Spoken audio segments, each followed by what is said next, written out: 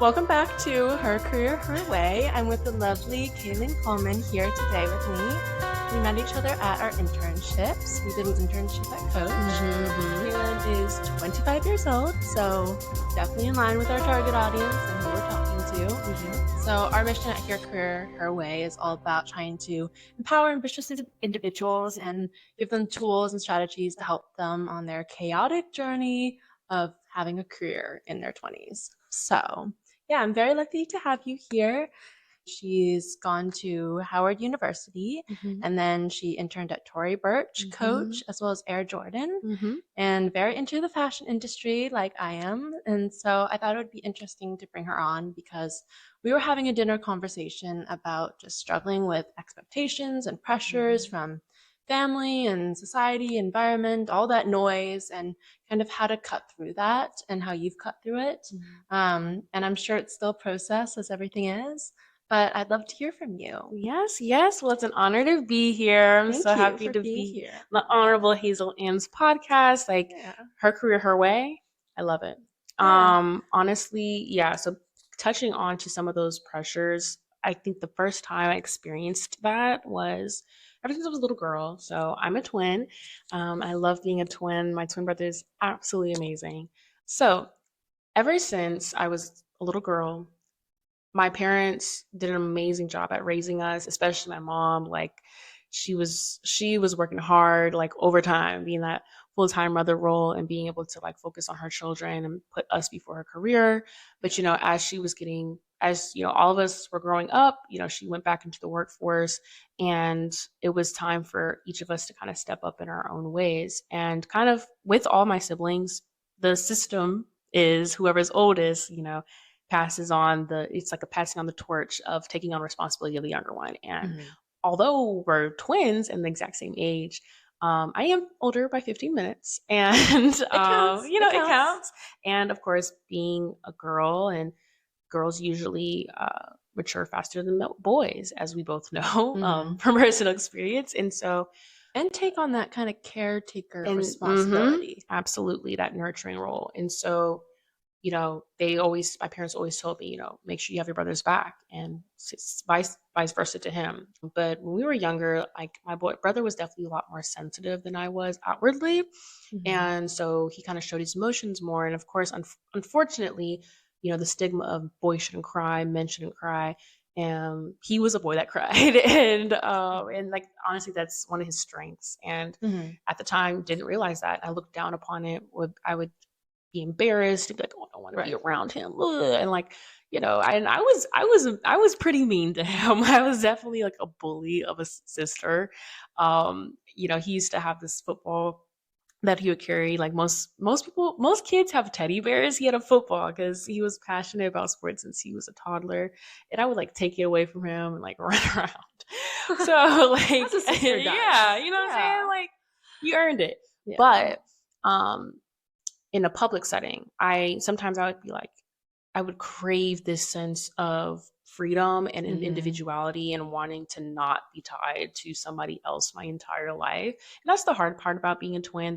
Shout out to the twins. Say it down below. Twins. If you're a twin, you should definitely understand what I'm saying. Like, although you might love them so much, sometimes it's hard when everything is done at the same time, or you guys shared like some of the same clothes, or have birthdays and like everything, friends and sleepovers and all this stuff. And sometimes I'm like, I just want it to be me. And so like, I felt like I had to like have this older sister role for someone who, once again, is the same age as me. And it kind of like messed with me for a long time.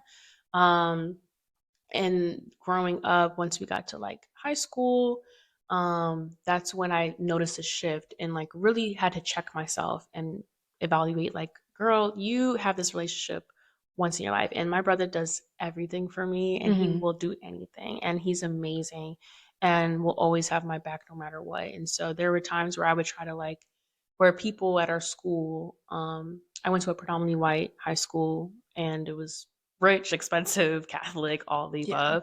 But shout out, it is definitely one of the better Catholic school experiences than some of the horror stories I've heard. Sure. Yeah. I mean, yeah. So, I love my alma mater, but there were times where some of those students and kids were very mean, especially to my brother. And that's when I started like gaining more of a more of a defense for him and like protectiveness over him. And so sometimes being, being in those spaces, if you don't have representation and people who look like you or like have some of the same values or interests, it can be isolating. I felt like he did not experience the same amount of like a social support kind of. Yeah. that I did. Especially because majority of the Black people who were there were women, were girls. And those are my girls. Those are my best friends at the time. Yeah. We had a really strong group.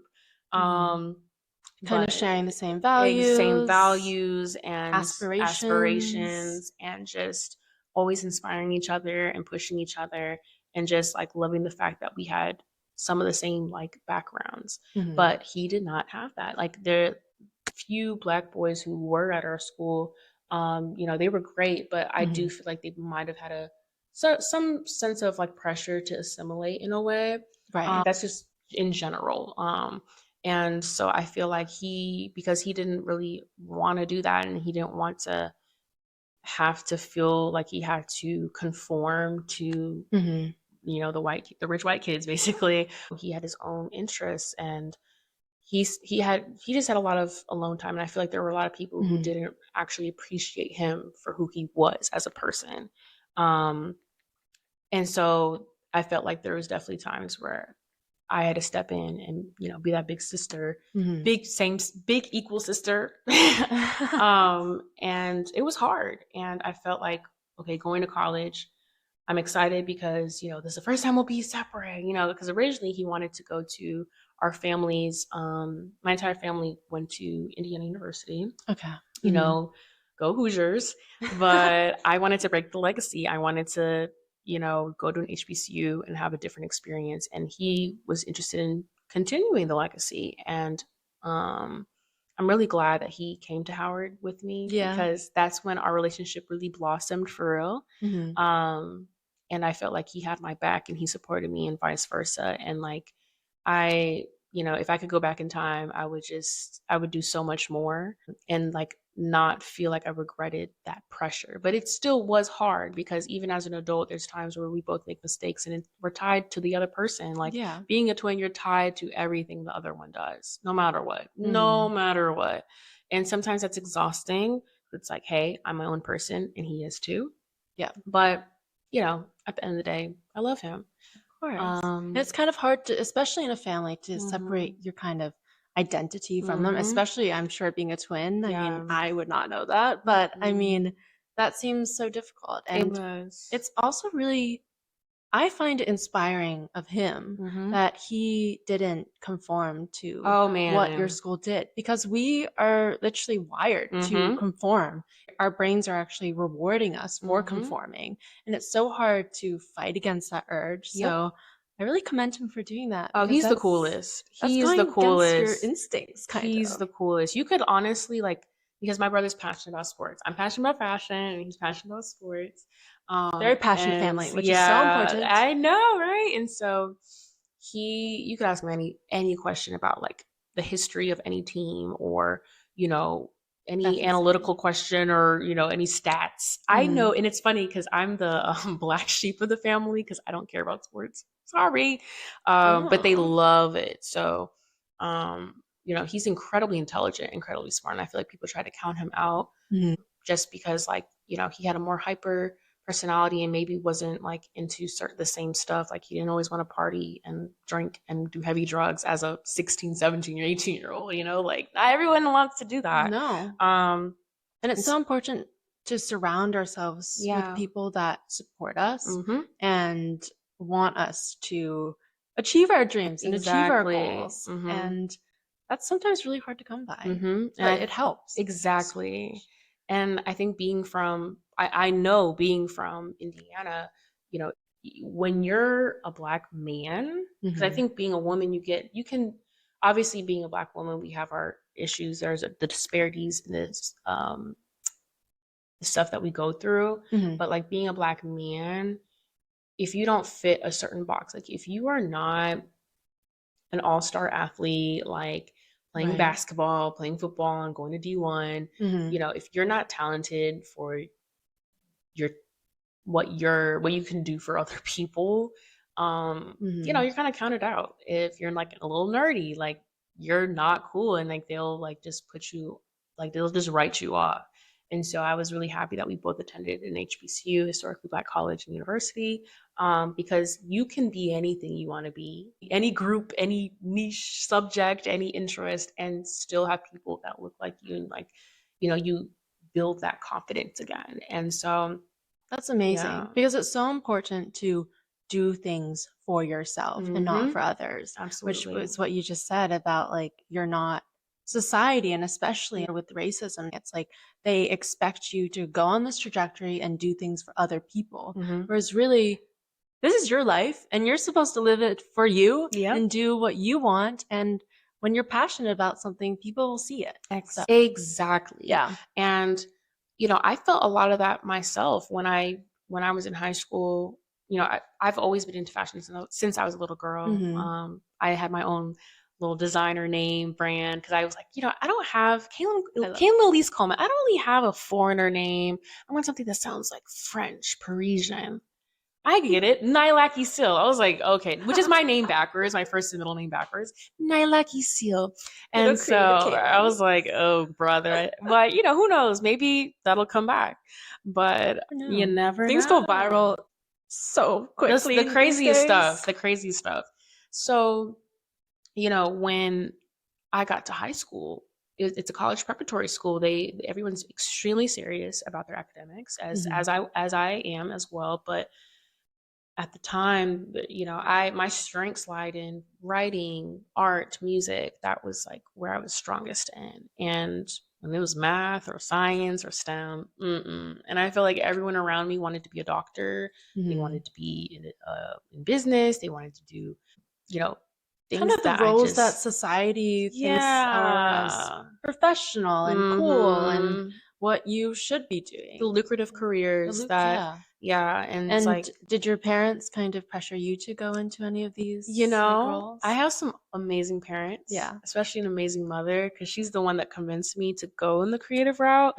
Because when I got to high school, I lost my identity a bit, and like I found my sense of identity socially, especially with my girls, but academically and career wise, I was super lost. I didn't know what I want to do, because I felt like, well, what the heck what are you going to do in fashion design? Like I feel like everyone did that Google search of how much does this role make in a year, like in a year, or like the career search, what career am I fit for? Exactly. And so we never know who we are, so we don't. So where we turn to is Google, because supposedly they have the answers. Yeah, all the answers, right? Especially with AI now. You know, so I was like, okay, well, I'm good at writing. I'm good at public speaking. I'm very passionate about advocacy and standing up for others. I like to argue a little bit. Let's do law. So I was deep in the pre-law track. I was a co-founder of the pre-law club at my high school, and I did all these like extracurriculars and was at this like little mini lawyer camp over the summer. Got to network a lot of attorneys in the city. My father's an attorney. Like I had an amazing, on paper, I did all you need to do. Howard is also known for a lot of pre-law students, and their law school is really good. And you're in DC, which is kind of the capital. It's the capital. So, you know, I was like, yep, that's what I'm going to do. You want to know something funny? I was even thinking about doing the military and doing like ROTC, and then eventually going to like, I think be an officer and like do the JAG program, which is like the military, you know, military law, and being, And so how did you shift from law to fashion? Was it just kind of overnight, or was it just like, it was overnight? It was overnight, honestly. My mom, because I already got accepted to Howard, and like I was a sociology major. I was like planning to do a double major in sociology and like poli-sci, and it's always the double you know, majors. it's the double majors and like doing all that. Now, the double major isn't a thing in the UK. It's not? Not really. Because it's a joint honors degree, but what's the point? It's really just a flex. I asked people in the US about their majors, and they give me their double majors. They give me minors. And I'm like, sorry, so what are you studying again? What are you passionate? At this it's point, okay to have so many passions. right? And I think that's actually kind of the good thing about it. Mm-hmm. But I also sometimes feel like we can spread ourselves too thin, or we Mm-hmm. want to have so much on our kind of external documents and things like that we don't actually kind of look inward and see like, what do I actually want? Absolutely. And that conversation, that question is what my mom had. Like, she asked me that, like, I think a month before I got to campus. She was like, hey, She caught you. she caught me. She got me. And she was just like, listen, I know my daughter. I know you very well. And, you know, before you get into this, before you start this journey, because Howard is somewhere I wanted to be for a very long time, you know, is it too late to apply for the fashion program? Like, just try it. You're so talented. You know, I was drawing since I was like 3 years old. I want to see you push yourself. So I did. I applied. I got in, and you know, it was and that, you knew it. and I knew it. Yeah. But high school was a hard time because I just felt like I didn't fit in. I mean, academically, I was strong. I was an honor student, NHS. We talked about National Honor Society. It's not that important. It's not that important. But like at the time, you're like, I have to get in. At the time, everything seemed so. Everything seemed like it was a big deal. It was, if you didn't get into this or apply for that, you just were a failure. And that pressure from school, even my peers, like if they got a B on an exam, they were ready to pull their hair out. And it's like, whoa. I think we're so quick to kind of judge ourselves and kind of go to that character flaw instead of kind of looking at maybe the external circumstances about how our brain is wired, maybe that we have something that other kids don't struggle with. And I think it's just really interesting how when we don't get an A plus, we're like, oh my gosh, I'm a failure. I'm a failure. But if somebody else gets an A plus, you're kind of like, huh, maybe they just got lucky. Or like, there's something else going on. Hey, and like I knew a lot of people just didn't study. I mean, there was times where there were certain subjects I really didn't have to study for, and I could ace the test. But that's a bad habit because once you get to college, it's like, oh no, you need to study. You need to practice these skills. Even with testing, like in high school, I think either junior year or senior year is when I officially got diagnosed with ADHD, as well as depression and like other mental health related issues that were just so new to me. I didn't really understand what was going on. I'll never forget Mr. Elliott in pre-cal. Shout out to Mr. Elliott. Or pre-algebra. It was either pre-algebra, pre-cal, one of them. Don't even get me on pre-cal. One of them. Classes. He was so sweet. Him and like I had some other professors as well, who were just supportive because I was the last person every single time to finish my test. Every time. And that's so hard. Yeah. And I mean, I can't even think about like everybody's finished and you're like, why am I not? It's embarrassing. Yeah. It's embarrassing. You think you're like, I thought it was stupid. I was like, am I just like, do I need to be here? Like I had imposter syndrome and I was not. Yeah. And you know, when we were able to get like the accommodations handled and I went to the testing room where everyone else who had accommodations were in too. But people at the time, like I just don't think people were as open in talking about it. Yes. Like it really was like if you had accommodations and you went to go to the different testing room, it was almost like the people you found in there, you were like, whoa, I never knew this about you. Like they kind of kept it hidden. I mean, I don't think anybody's trying to like make that their personality trait or like the first thing you know about them. Well, we can get into a whole nother discussion. But but you know, that was like, wow, I'm not alone. Wow, I'm not stupid, or wow, I'm not this, I'm not that, and that felt nice. And then to come to college, come to an HBCU, and experience that was really great. Oh, and let me not forget at the time, like, you know, I love my mother. We have an amazing relationship, but during those teenage years, especially later end of high school, we definitely bumped heads a lot. And I think home life was a little rough. I felt like there was a lot of pressure to be perfect or to excel. Because you kind of felt like everything was crumbling around you, that you had to be the one to have it all together. So I had the burden. Exactly. I didn't want to burden anybody. And like, you know, I had people in like my family who didn't get to finish college for their own like valid reasons. But, you know, then my parents kind of do like the comparison thing of like, hey, you got to be the one to knock it out the park. You got to be the one to make it. You got to be the one to do this, that, there, blah, blah, blah, blah. And my parents have grown, and it's so stressful. My parents have grown so much since then. Yeah. We've all done therapy. We've all like worked through, and it's like, maybe we could have done some things differently. And you do the best thing you can. You do the best you can, and you also just you raise your children based off of what you know, the best you know, and they can only be better than their predecessors, and same as us. So it's like I can take what I've experienced, what I loved and didn't love so much about my upbringing, and I can only pass that down to hopefully my future children. But my mom, we had some conversations recently where she was like, I think back on some of the things I used to punish you for, like chastise you for, that was really just you being undiagnosed and me not knowing how to like navigate that, because I didn't really know or understand like their generation.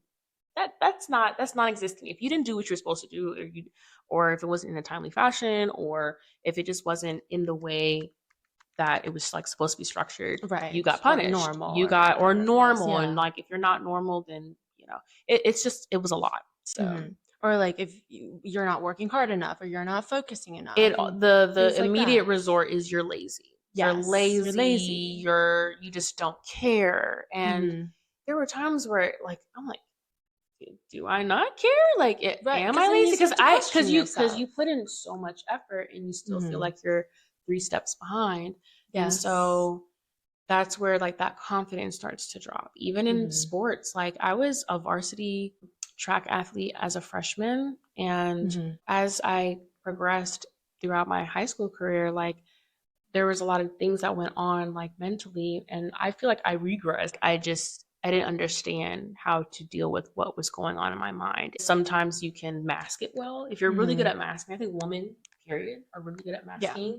Because we're so good at masking. So good. So good. Like putting on a facade and just put on your lip. Pretending that you're okay, you're succeeding. Put on your lip gloss, throw your heels on, and you push through. Like even the symbolism of heels, like those hurt. They fucking hurt and are uncomfortable, but I look good. I love them. Like and you push yourself to just push through the pain. Yeah. Even though, you don't always have to. Going through college, although I had an amazing experience in many ways, it also was just as stressful, if not more than high school. Right. Because you're finding yourself. And like both of us, go to really academically rigorous schools. And so being around another set of intelligent students and competitive people, and who all want to go to the top, and sometimes will drag others down to get there. I've been through that. Yeah. It's that pressure all over again, but it's just even bigger because now you're navigating real life things. You don't have the cushion of adulting. Yeah. And you mess up, you're broke, you're maybe you skip a class or two, and you're just like, oh, okay, well, let me not do that again. There were a lot of like hard lessons to learn, and COVID did not make it better. No, the pandemic, like, really put a stain on it. Definitely want to do an episode about how the pandemic has affected our generation. I think we're still, as a society, kind of processing what even happened. But I kind of want to get back to when you kind of were applying to these internships and kind of building your career in that way. How did you kind of cut through the noise and the pressure of what people wanted for you and where they thought you should go to, and go to where you wanted to, where you're headed now? That's an amazing question. The pandemic's actually a great segue into this because, so just to give some context, it took me a little longer to finish school than like the average person. So it was over 4 years. And so there's no timeline, but that was like, that was a big thing for me. And there's times where it still can be, but I'm making the best out of it, and that's what matters. But pandemic was an important time. Although it was horrible in many ways, it was beneficial because it cut the noise and the distractions of being on campus, and like literally cut the noise. Like literally, like and so, you have nothing but time for yourself and to just think and to really be with your own thoughts. And I took that time to be like, I really, really want to get in this industry. I really want to be successful. And the beauty of this time period was also like, of course, that's when like George Floyd was happening and the protests and Black Lives Matter movement. And so that's when companies were starting to really do a big push on, hey, like, we need to be more inclusive. So there were some really dope programs that were starting up, and a lot of people, really wanting to cut through the noise of like the exclusionary aspect of the fashion industry and try to like bridge that gap. And so that's when like I was just researching programs like crazy. Like I think I could probably find my notes app of all the different like the long list of things that I was like researching. I'm like, okay, and I was like studying. I was like stalking a lot of my peers' Instagram pages who like students who were above me, who I looked up to a lot, and were doing the things I wanted to do. And I was like, okay, they did this program at this time, so I'm gonna move on. And I made like a whole like bucket list of what I wanted to achieve before I left Howard. And I could say like I completed about 90% of that bucket list and then some. I've taken a look at your LinkedIn. I've taken a look. And my LinkedIn is not updated, guys. Like, I don't even have the coach internship on there yet. Like, I took a break from social media, but you did it. I did it. You wrote down, you used other people's inspiration, not as kind of judgment and feeling like you were behind, but inspiration. Yeah. And you went out and did the work, and I made a way. You're in Milan. I'm in Milan. We are in Milan. We are in Milan. And that's crazy. The fact that we met each other is insane. But that's the thing. Like, you can meet from people from all walks of life, and you never know. And so we always fixate on like how we're gonna get this done and how we're gonna achieve this X, Y, and Z. But we never stop to think like, some things just like come organically when we can't force show up. You can't. All you have to do is show up. Just show up, even if it's not your best self. And I have showed up looking crazy. Haven't we all? Literally and figuratively. And so, it's just never giving up. The timeline is the biggest pressure in my life, honestly. Yeah, that's the biggest one. Because when you start seeing some of your peers that you came in with like leaving, and you're like, oh my gosh, like, what's happening? It's interesting just trying to see like what's for me, which doors were opening and then like closed, and like which better ones, were just right behind that I didn't realize. And so, yeah, like cutting the noise, I just hyper focused. When I hyper fixate, it's pretty intense. Yeah. And so if I want something, I'm going to get it. And it's a good trait to have. It's a good trait to have. I don't always get it though. I don't always do, but it's the journey that I learned, like, what you learn through the journey is what matters the most, and what you take away. Because every L I had turned into a lesson. I know. Exactly. They're always like stepping stones. You think they're kind of things that will drag you down or you're behind, but really they're just lessons for you to acknowledge and grow, and have helped you succeed into what you're doing now. Absolutely. And so kind of going back into the pandemic, when I was applying for my very first internship, it was with Brandis Daniel, Harlem's Fashion Row. And she had an HBCU retail, it was like a retail math program or retail internship program. We got in and like, you applied, you got accepted. Yeah. And then it was like weeks of just like training and learning about the fashion industry and like retail math, and like understanding how to do certain calculations, and understanding just fashion period and like the corporate life, because that was my introduction to corporate world. She has done amazing work with her brand HFR. Like, you should see their New York Fashion Week show that they just did. She was actually she's the one who put me on to my very first New York Fashion Week show that I helped assist with. That was in 2021. That's amazing. September 2021. I will never forget. I literally cried. I was on this. She had it in the streets of Harlem, and they like decorated it, put the runway out, and she had all these young Black designers who may not have had like the financial assistance to do what they did, but they had the talent and the drive and the passion. So she financially supported them and gave them that platform. And seeing that, I was like, whoa, this is what I want to do. Yeah, that's what I want to do. Giving people the platform to express themselves creatively and achieve their dreams. Absolutely. And so at the end of the program, there was like a pitch competition, like where you chose a brand, or you were given a brand and you had to do like a case study on them and then present. And I was one of the 3 that got selected and won. Wow. And the The prize was an immediate offer of an internship with a corporate company. And so I got my very first like merchandising role that way. And I was like, oh, and it was crazy at the time because I was the youngest of the program. Mm-hmm.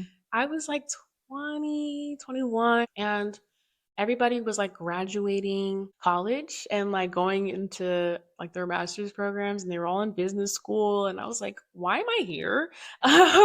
So that was another like moment where I felt pressure, and I felt like, am I good enough? Am I? It's crazy how easy it is to doubt ourselves. Oh my gosh. It's like every time you elevate and you step into another space where you're meant to be in, it's just that initial reaction to just doubt yourself. Or even people, so I have a lot of friends who do this thing where like, even though they're extremely smart or like extremely talented, they'll just like self-deprecate or make self-deprecating jokes just to kind of like mask it so they don't come across as chauvinistic or cocky. And I hate it. I really hate it because we need to stop apologizing for our strengths and start owning it. Own that and shit. Feel that worth. Own because it. We deserve it.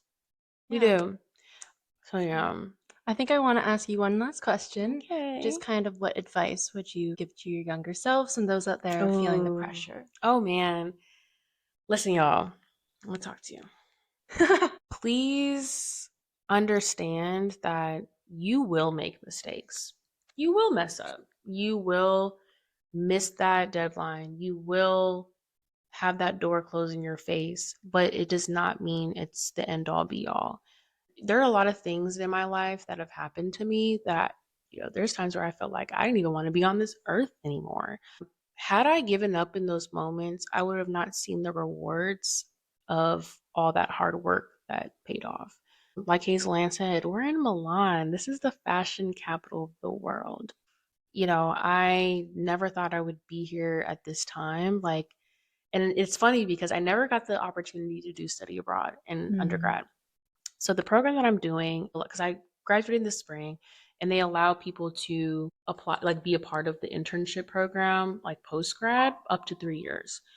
And this specific one is actually unpaid. Like my New York one was paid, but this one actually isn't. I have some other like apprenticeship stuff that's like based in the US right now that I am going to get paid for. So don't worry, I'm still going to get some money. But I feel like you're right. But I feel like some people are like, bro, why would you do this? Like, blah, blah, blah. It was a risk. And, I didn't have the financial aid from my school anymore because I don't go there anymore. Right. And I had to figure out and pull the money out. And like my family was so supportive with that. I would not be here without them. I would not be here without my mom. I would not be here without my dad. But I say that to say, like, take the risk, jump into the deep end, We're like, you never know. And this is only week 1. This is actually the end of my very first week here. Yes. I'll be here until December. So I have some time. I will have some growing pains, but I'm excited for what I'm going to take from this and what I'm going to do with it, because that full-time offer will happen. Many of my fellow 25-year-olds and like mid 20-year-olds know this. Like, the job market's really hard for a lot of my peers. I know it too. Yeah, like everybody, all of us, all of us 20-somethings. Like it's really hard right now. And so that was another thing. It's like, okay, I don't have an immediate job offer. What am I gonna do with this? And so I was like, F it, like I'm gonna just keep doing like roles that, even if it's not like the top position or whatever, you still need that experience. So time, everything happens for a reason. I have that tattooed on me on my thigh. Everything happens for a reason. Time is of the essence, but there is no timeline. Everybody is on their own path, and don't let fear stop you. Don't let fear stop you. Comparison is a thief of joy. Stay in the moment. Reflect on the amazing things you've done. Like, I know, especially if you're goal-oriented and driven, you're usually always thinking forward and like, what's next? What's next? Okay, I did that. Great. Check. What's next?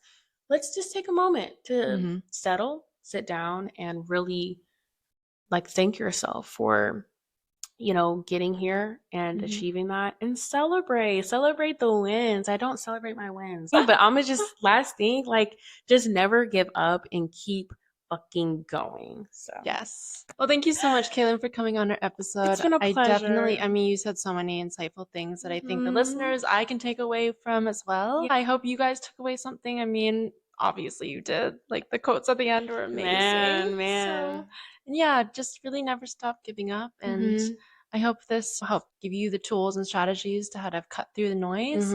Thank you so much for being here. Thank you. It is an honor. I can't wait for this podcast to blow up. Aww. She's going to have her own network, y'all. Like, just please engage, like, comment, subscribe, share, do all so the then things. We can hear from more wonderful guests like Calyn. And like, I would love, I was going to say, we have to do this again. And I can't wait to see where we both will be in our lives by then. So we have a forever friendship now, and I can't wait to keep it growing. Thanks for listening. See you in the next episode. Ciao. Ciao.